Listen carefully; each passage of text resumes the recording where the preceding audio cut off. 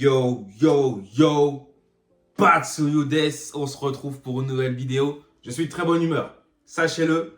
Pourquoi? Car ça fait très longtemps que je voulais faire cette vidéo. Enfin, j'attendais que la hype redescende, que les gens soient moins excités, qu'on n'en parle plus trop, tu vois. C'est ça une hype, on n'en parle plus trop.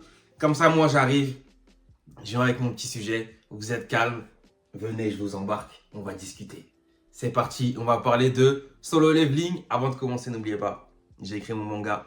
Premier chapitre disponible sur Manga Draft. Si vous ne l'avez pas lu, allez le lire. Si vous l'avez déjà lu, allez le relire et le partager. Ça bouge pas, on est ensemble. Bon, déjà, on va rentrer tout de suite dans le vif du sujet, let's go. Solo Leveling, déjà, qu'est-ce que j'en pense? Solo Leveling, j'aime beaucoup Solo Leveling. Je l'ai découvert en 2019-2020 par là pour faire un petit topo rapide. C'était à peu près l'ère où je venais de commencer le dessin sur numérique, donc sur tablette. Donc ça veut dire que, sachant que Solo Leveling, c'est un manhwa qui est en couleur, bah ça m'a beaucoup appris en termes de couleur aussi. Les ombres, les délires floutés, etc. Il y a beaucoup de choses après. En général, les manhwas sont en couleur. Mais Solo Leveling, c'est vraiment, il m'a introduit dedans, tu vois. J'ai une attache particulière envers Solo Leveling, donc j'aime beaucoup. D'ailleurs, petite mention spéciale à Doubou, le dessinateur de Solo Leveling, qui est décédé avant que l'anime sorte. Je ne sais pas si vous saviez, du coup maintenant vous le savez. Je ne sais pas si jusqu'où il a vu la création de Solo Leveling, je pense qu'il a dû en voir pas mal. Je ne sais pas s'il a vu la fin, mais j'aurais aimé qu'il voit à quel point les gens ont validé Solo Leveling jusqu'à aujourd'hui, la saison 2. Mais ouais, malheureusement, voilà, il a pas pu voir ça. Mais en tout cas, tout son staff, ils ont pu voir, parce que c'est toute une équipe aussi derrière les mangas, vous savez. Et c'est pareil aussi pour les manhwas. Donc voilà, force à eux. Donc le manhwa, j'ai kiffé, j'ai tout lu, j'ai terminé. Très cool. L'animé réussi, saison 1, très bonne. Saison 2, très très bonne aussi. Rien à dire. Opening, ending, OST, tout est bon. Lisa aux openings, de toute façon, elle rate jamais. Hiroki Sawano, pareil, elle rate jamais. Bref, rien à dire. L'adaptation par rapport au manhwa, en tout cas, elle est réussie aussi. Parfois un petit peu rushée, mais parfois avec des scènes rajoutées dans les combats et tout. Déjà, sur le leveling, en termes de combat, ça va déjà vite. Même en manhwa, ça va vite. Donc en animé, ça m'a pas étonné. Surtout, en fait, j'étais juste agréablement surpris qu'ils aient rajouté des scènes. Et donc c'est cool, c'est cool, c'est cool, c'est cool. Je vais aborder un sujet spécial, accrochez-vous. Pour moi, le terme surcoté n'existe pas. J'ai discuté avec un pote très longtemps dessus, il va se reconnaître, sur le terme surcoté, etc. Du coup, on a discuté et il m'a dit un truc intéressant. Et en fait, il m'a dit que son point de vue, en fait, c'est que ça n'existait pas. Et moi, je suis arrivé à la conclusion où, en fait, je suis d'accord avec lui, que ça n'existe pas. Mais surtout, en fait, le terme exact pour moi, c'est bien coté. Il n'y a que le sous-côté et le bien coté qui existent. Parce que quand on discute comme ça avec nos gars et tout, dans une discussion, ouah, ça c'est surcoté MDR, oh, ça c'est pété, etc. Tu vois, tu utilises les termes comme ça. Mais quand on se pose 2 minutes, c'est quoi surcoté? C'est quoi? C'est un animé ou une série, tout ce que vous voulez, que vous entendez parler énormément, que vous voyez partout sur les réseaux, tout le monde en parle, qui disent que c'est incroyable. Mais que vous, quand vous y allez, vous allez pas kiffer. Donc ça veut dire que vous n'êtes pas dans le train. C'est ça le terme. Vous n'êtes pas dans le train, en fait. Vous n'avez pas le truc comme tout le monde. Donc pour vous, c'est surcoté. Là, c'est la définition globale en général des gens. Et pour moi, en fait, ma définition à moi, c'est juste que le terme exact, c'est bien coté. Parce que par exemple, je vais vous donner un exemple. On m'a saoulé pour que je regarde Frieren. Frieren, j'ai regardé, j'ai pas aimé. Ok, j'ai pas aimé. Néanmoins, je lui ai mis 15 sur 20. Ce qui peut être paradoxal. J'ai pas validé, mais j'ai mis 15 sur 20. Pourquoi? Je vais vous donner ma vision rapidement sur Frieren. Quelques minutes. Frieren, moi, globalement, je me suis ennuyé. Je reconnais qu'en termes d'histoire, l'histoire, les personnages, les messages derrière la profondeur, c'est réussi. Et ce qui en fait que c'est un très bon animé, un excellent animé. Et j'arrive à comprendre pourquoi les gens ont kiffé autant. Je pense pas que, même si ça on va revenir après, que les gens se soient forcément arrêtés sur l'animation. Parce que beaucoup, en général, quand il y a une bonne animation, les gens ils commencent à dire que c'est lourd. Sauf que ça, c'est erroné. On va revenir dessus après. Freerun a une excellente animation. Il n'y a rien à dire. Mais moi, personnellement, je me suis pas pris la claque comme les gens se l'ont pris. J'en voyais partout, du freerun par-ci, par-là, que c'était incroyable et tout. Et moi, déjà, quand on commence comme ça, je suis toujours en retrait. Je suis en mode, ok, ça parle beaucoup, waf, waf, waf, blablabla. Moi, je vais aller regarder. Je vais avoir ma vision sur le truc, tu vois. Et ouais, je me suis globalement ennuyé. Alors, est-ce que c'est parce que les épisodes, tu sais, t'as des animés, peut-être que si tu les regardes un épisode par semaine, comme ça, quand ça sort, tu vois, ça va être plus simple à regarder que si tu les enchaînes. Enchaîne entre guillemets, tu vas regarder 2, 3 épisodes parce que tu les as tous à disposition et que tu vas plus les regarder. Peut-être potentiellement tu vas t'ennuyer. Alors que peut-être que si j'avais regardé un épisode par semaine, peut-être que je me serais pas ennuyé. C'est possible. Maintenant, moi, même si tout à l'heure j'ai dit que les personnages étaient bons, bah moi je me suis attaché à aucun personnage. Et Frieren, du coup l'héroïne de l'histoire, je l'aime pas. Je suis pas fan. Enfin, je l'aime pas, c'est un grand mot, mais je suis pas fan du personnage. Elle m'ennuie, elle me stimule pas, tu vois. Il n'y a pas de truc qui me fait dire, ah, tu vois, j'aime bien. Alors que pourtant, dans My Hero Academia, la transition, My Hero Academia, j'aime beaucoup. Je vais pas revenir dessus, mais j'aime énormément. Et bah, tu vois, Izuku, bah, je suis pas un grand fan d'Izuku, tu vois. Ça veut pas dire pour autant que MHA, comme j'avais dit dans une précédente vidéo, dans mon Big 3 personnel, MHA, il est dedans. Et il roule sur beaucoup de mangas qui sont sortis. Big 3, donc les 3 mangas les plus populaires du Shonen Jump, du Weekly Shonen Jump, pour moi, c'est MHA qui est dedans, clairement. Mais ça veut pas dire pour autant que Izuku, je l'aime bien, tu vois, qui est l'héros de My Hero Academia. Donc je reviens à Frieren, voilà, les personnages, moi j'ai pas été très fan, j'ai pas été très pris par le truc, mais comme j'ai dit, dans ce qu'ils ont créé, dans ce qui a été créé, avec une atmosphère et une atmosphère assez agréable, j'arrive à capter pourquoi les gens ont kiffé. Maintenant, je vais pas dire qu'il y a eu beaucoup de bruit ou quoi, parce que ça serait un peu rendre mon truc surcoté, sous-côté, pas très cohérent. C'est juste que moi, j'aurais bien voulu savoir qu'est-ce que les gens ont vraiment aimé et qu'est-ce que les gens ont vraiment appris à travers Freeland. Tu vois ce que je veux dire? Et si vous devez me donner un animé, par exemple, surcoté, je vais prendre par exemple les mangas qui sont ici. Je vais vous poser la question, essayez de réfléchir. Est-ce que Dragon Ball est surcoté ou pas? Vous me donnerez votre réponse. Est-ce que Kimetsu no Yaiba Demon Slayer est surcoté ou pas? J'ai déjà la réponse de beaucoup d'entre vous par rapport à Kimetsu no Yaiba, ça me fait rire. Est-ce que Chainsaw Man surcoté ou pas? Est-ce que Naruto surcoté ou pas? Est-ce que One Piece surcoté ou pas? Est-ce que JoJo's Bizarre Adventure surcoté ou pas? Voilà. Maintenant, selon votre réponse, posez-vous et réfléchissez. Est-ce que, parmi tous les mangas que j'ai cités, il y a une fois où vous vous êtes dit, il n'est pas surcoté, mais il n'est pas non plus sous-coté. Il est au milieu. Si vous vous êtes dit, il est au milieu, c'est que vous donnez un truc. Pourquoi? Vous commencez à comprendre que, en fait, surcoté, tu vas pas me dire que un animé que tu adores, un manga que tu adores, peu importe, tu pourras pas dire qu'il est surcoté. Tu vas juste dire qu'il est très bien coté. Donc quand tu te poses et que tu arrêtes de crier « Ah, surcoté, blablabla, blablabla », tu prends du recul sur toi et tu te dis « En fait, ce mec, il a raison. » Parce qu'en vrai, on va dire les termes « J'ai raison ». Si on se pose, posez-vous vraiment.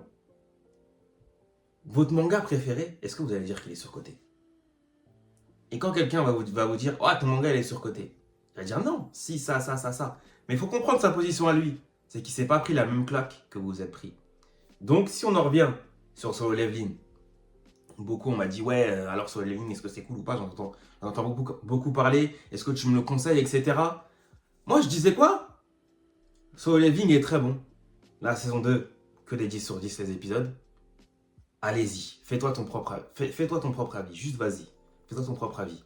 Te base pas sur ce qu'il y a là, etc. Tous les bruits, etc. Parce que ça se trouve, tu vas peut-être être déçu de 1. Ou de 2, tu vas foncer dans le même avis qu'eux.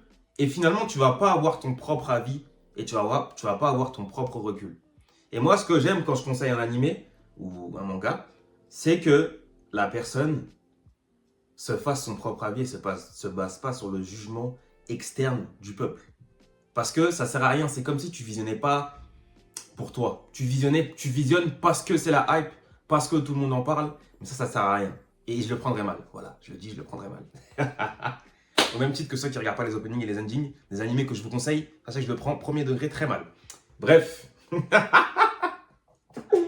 Du coup, pour Solo Leveling, est-ce que pour moi il est surcoté ou sous-coté? Solo Leveling est très bien coté. Ceux qui vont penser qu'il est surcoté, encore une fois, c'est ceux qui ne se sont pas pris le truc, tout simplement. Ils ont juste pas eu le truc. Et justement, qui, comme moi, quand ils entendent trop de blabla sur un animé ou un truc, ils vont se dire, vas-y, j'ai la flemme. Ou vas-y, je vais attendre après. Et s'ils restent campés sur ce vas-y, ce truc négatif, quand ils vont mettre rec, quand ils vont appuyer sur lancer l'épisode, ils vont être sur une position de défense, une position défensive, et c'est là où ils n'ont pas apprécié.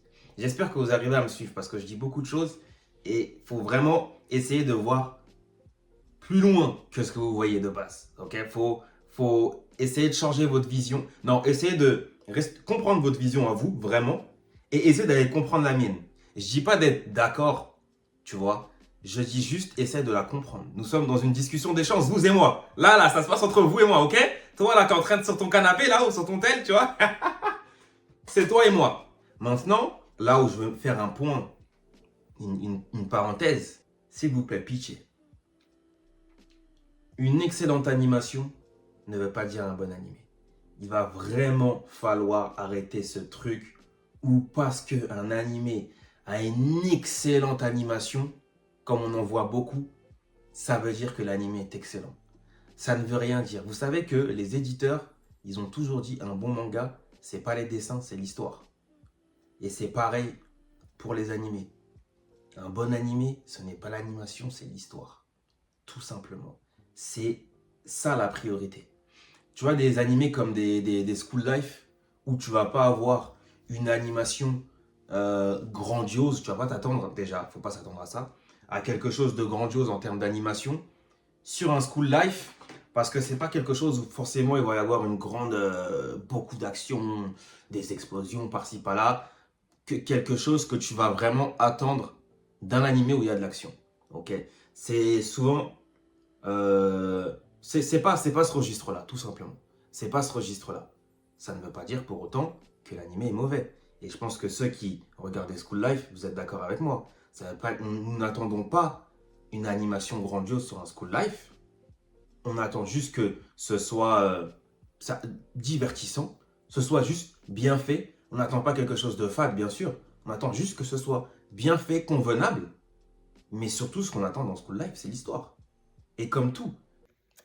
Et d'ailleurs, ce que j'ai oublié de préciser, spoiler alerte, attention, dans la saison 2 de Solo Leveling, Sung Jin-woo, il y a l'épisode où il va soigner sa mère. Vous êtes d'accord avec moi que Sung Jin-woo se lève au combat pour aller chercher l'élixir de vie et soigner sa mère.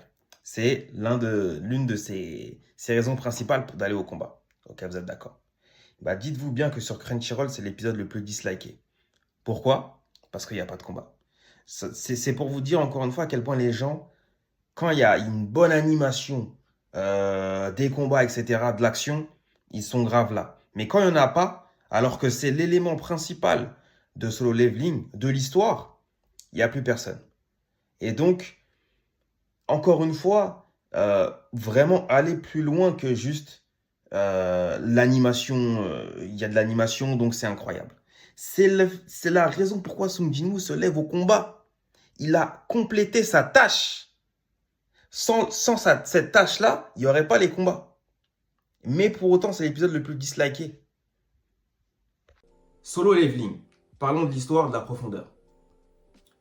Donc du coup, on ferme la parenthèse par rapport à l'animation. Enfin non, même pas, on va rester dans la parenthèse. Je vois beaucoup de gens dire, ouais, Solo Leveling, ça n'a pas de profondeur, etc. Comme la vidéo de Papsan d'ailleurs. On me l'avait plusieurs fois envoyé. Où il dit, ouais, c'est éclaté, ça n'a pas de profondeur, c'est zéro. Je suis à la fois d'accord et pas d'accord. Parce que dire que déjà une histoire n'a pas de profondeur, c'est quand même un disrespect de ouf envers l'auteur. Déjà de 1. C'est pas comme s'il y avait rien, il y avait pas de fond. Il y a forcément quelque chose. Et maintenant, il y a différents degrés de profondeur. C'est pour ça qu'il faut bien savoir utiliser ces mots et ce que tu dis. Tu peux pas dire, ouais, ça s'est éclaté, si, ça. Non. Pour toi, tu n'aimes pas. Mais commence pas à dire que c'est éclaté. Ok? Donc Solo Leveling, c'est pas que ça n'a pas de profondeur, mais je m'en souviens, Papsan, il avait comparé par exemple à Naruto, il avait dit Naruto, Jujutsu Kaisen, tout ça, je crois. Logique, quand tu prends un Naruto, et ça je l'ai toujours dit, Naruto, pour le dépasser en termes de profondeur d'histoire, de richesse d'histoire et de messages, surtout les messages, c'est très difficile de le dépasser. Donc c'est sûr que Solo Leveling, il n'a pas autant de profondeur et d'histoire qu'un Naruto. Ça, je suis complètement d'accord. Maintenant, ça ne veut pas dire que Solo Leveling est axé baston, axé personnage badass, l'héros Sung Jin-woo, il est ultra badass, quand il arrive, il fracasse tout.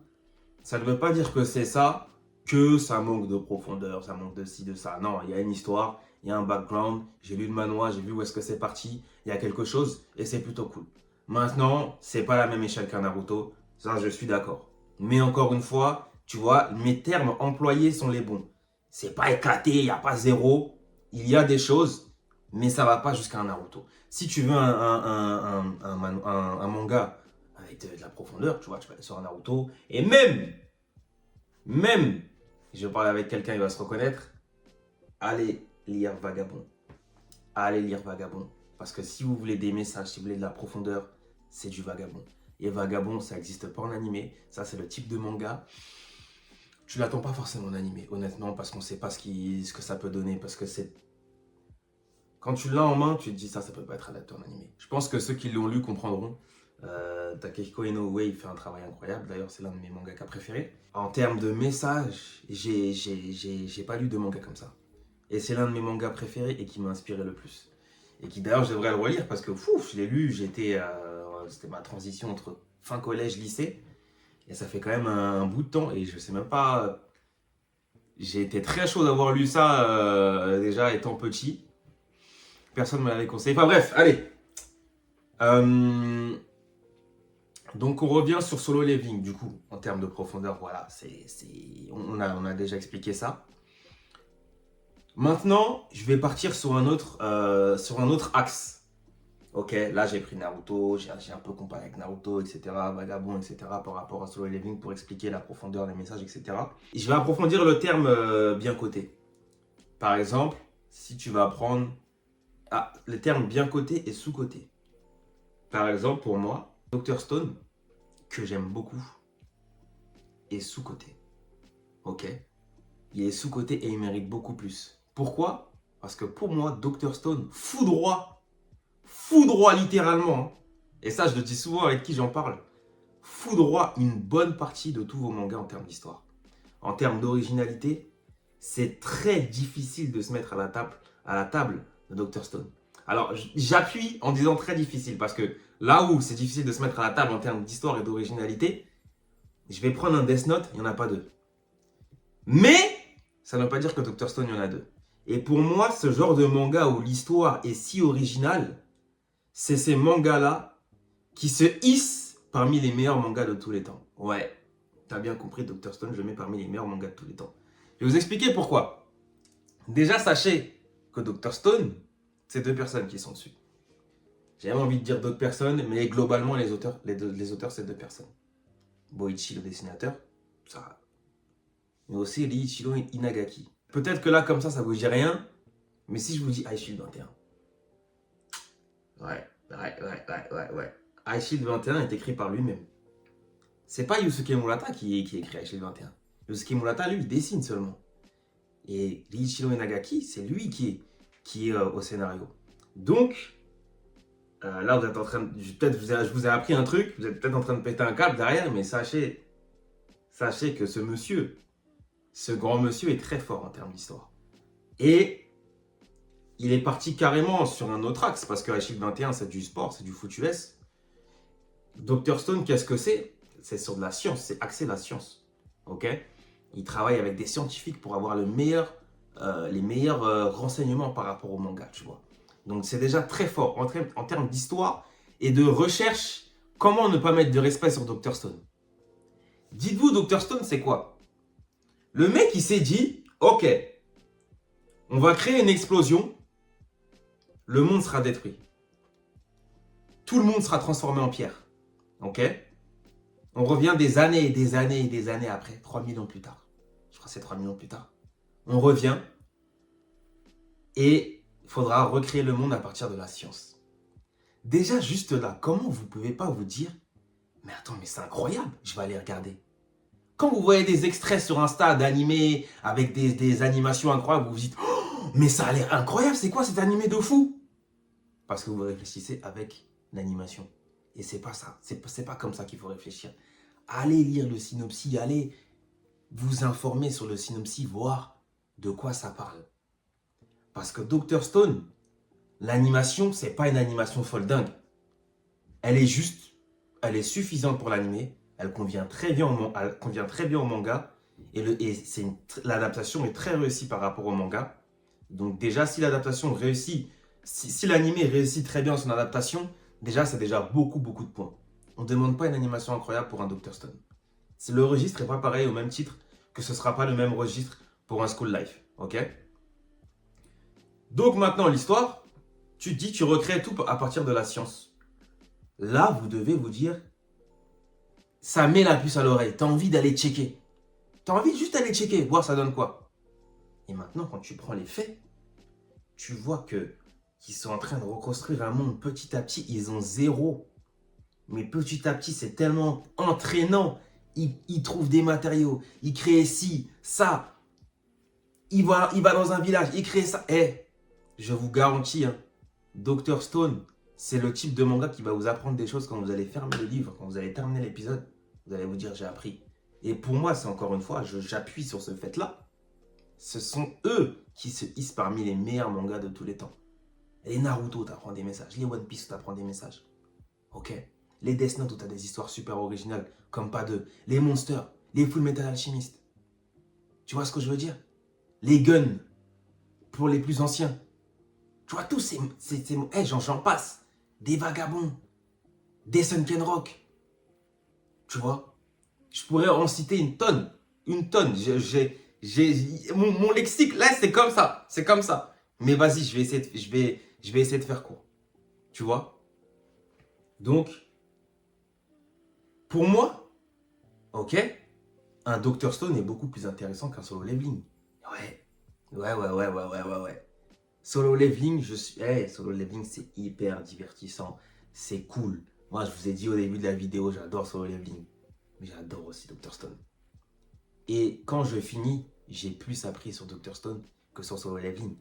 Après, moi, je suis quelqu'un où je ne vais pas juste regarder pour regarder. Aussi, je vais apprendre dans les dessins, je vais apprendre dans l'animation, je vais apprendre dans les angles de vue, parce que je suis dessinateur. Donc, il y a d'autres axes que je vais apprendre, tu vois. Par exemple, en termes de dynamisme, je vais plus apprendre sur un Solo Leveling que sur un Dr Stone.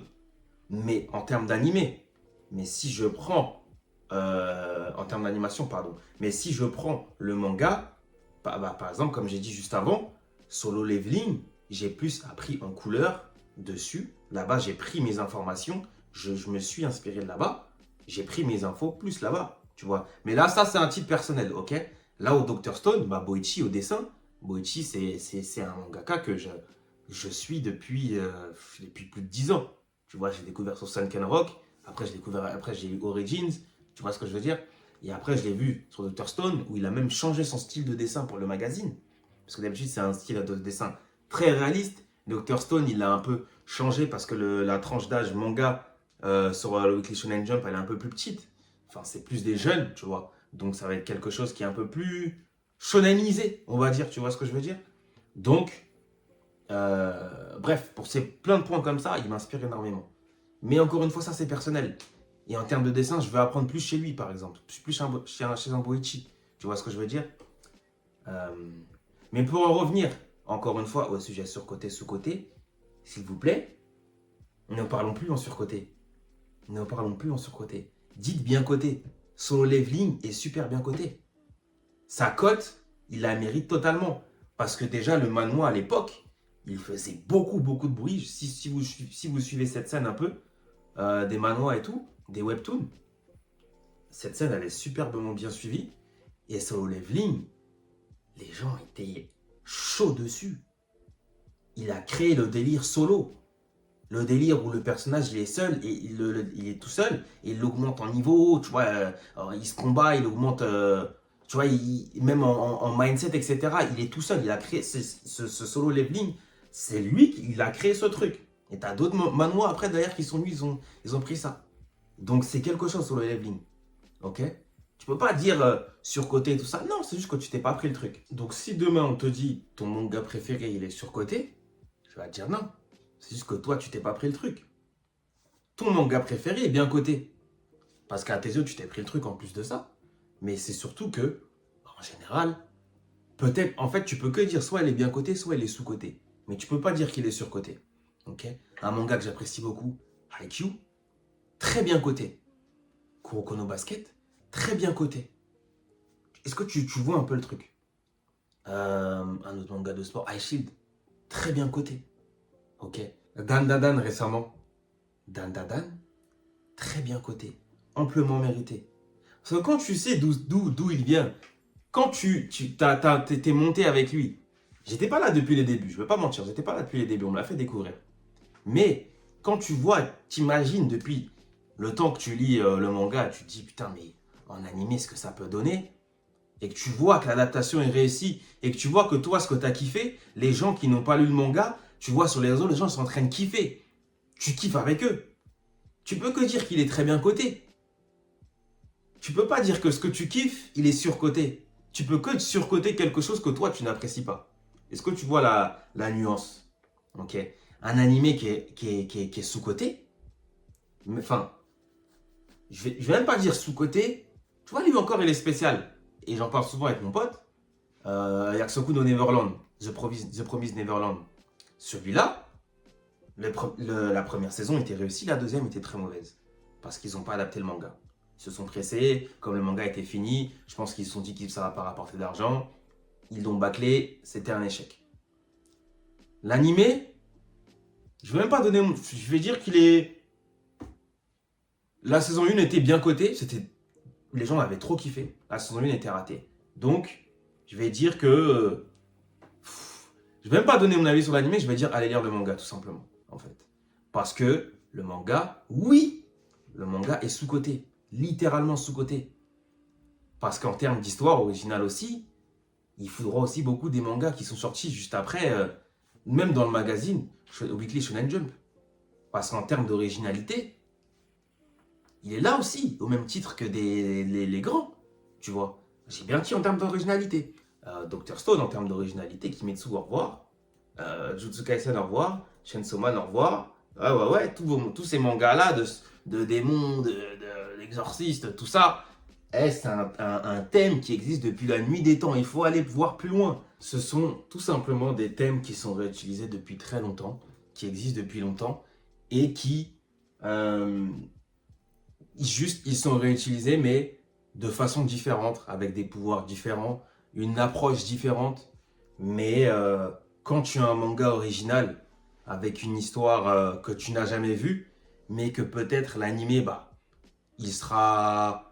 Tu sais, il va peut-être faire moins de bruit que quelque chose où c'est de la baston, des explosions, d'animation incroyables, du coup, pour les gens, et bah, il aura peut-être moins de bruit. Mais ça ne veut pas dire que sur le terrain, il est moins bon, tu vois. Quand tu vas prendre un Monster, qui bat Monster? Il n'y en a pas beaucoup, hein. Enfin bref, je pense que je vais faire une vidéo, un de ces quatre, sur l'impact qu'un animé réussi peut avoir sur le manga et l'impact qu'un animé raté peut avoir sur le manga. Je pense que je vais faire une vidéo sur ça parce que vous allez encore mieux comprendre le côté surcoté, bien coté, sous-coté, tous ces termes-là, vous allez mieux les comprendre. Par exemple, d'ailleurs, rapidement, mais je le dis, comment il s'appelle? L'autre là, Sakamoto Days, c'est une belle déception pour moi en termes d'animé. Sakamoto Days, je suis super déçu. Je suis très déçu Sakamoto Days. Pourtant, j'entendais que du bien du manga. Et ça encore, c'est l'animé qui a créé ça en moi. Mais est-ce que le manga, ça veut dire qu'il est mauvais et qu'il va me décevoir? Je ne sais pas, tu vois. Aussi, c'est le fait que les gens aient peut-être trop parlé. Peut-être que c'est ça finalement Sakamoto Days, tu vois. Donc, je vais essayer de revenir sur ça. Je vais plus détailler par rapport à Sakamoto Days. Et voilà, bon, je pense que j'ai assez parlé. On va se retrouver pour une prochaine vidéo. Merci d'avoir suivi jusqu'au bout. Et on se dit ciao.